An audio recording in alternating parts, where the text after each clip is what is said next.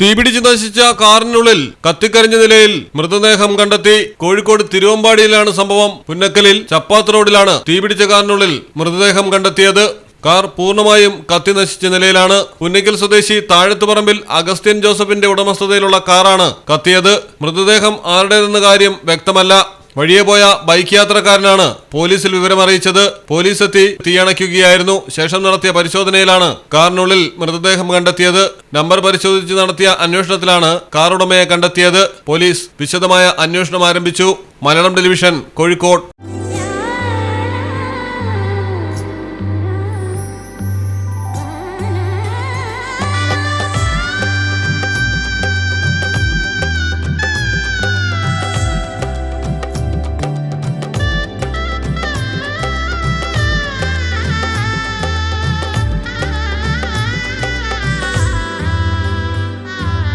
Celebrate the moments of colors.